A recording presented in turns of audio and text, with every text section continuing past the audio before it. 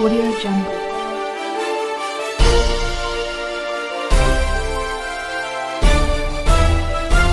Audio Jungle. بسم اللہ الرحمن الرحیم۔ السلام علیکم ناظرین، آئی کے ٹی وی میں خوش آمدید۔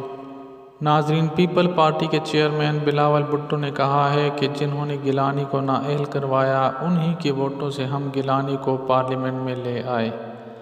نوڈیرو میں سابق وزیر اعظم اور بانی پیپلز پارٹی ذوالفقار علی بھٹو کی برسی کی تقریب سے خطاب کرتے ہوئے چیئرمین پیپلز پارٹی نے کہا کہ ہم نے ان لوگوں کے ساتھ کام کیا جن لوگوں نے آصف زرداری پر تشدد کیا، 11 سال جیل میں رکھا۔ بڑے مقصد کے لیے ہمارے ساتھ جو ہوا بھولنے کے لیے تیار ہیں۔ انہوں نے کہا کہ جن جماعتوں نے گیلانی کو نااہل کروایا انہی کے ووٹوں سے ہم گیلانی کو پارلیمنٹ میں لے آئے۔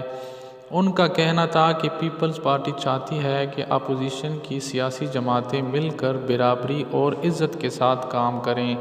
پیپل پارٹی اپوزیشن کے ساتھ مل کر اکیلے اپوزیشن کے لیے تیار ہے۔ افسوس ہے جب لانگ مارچ کے موقع پر سب تیاری تھی تو اپوزیشن نے کے ساتھ اپوزیشن شروع کی۔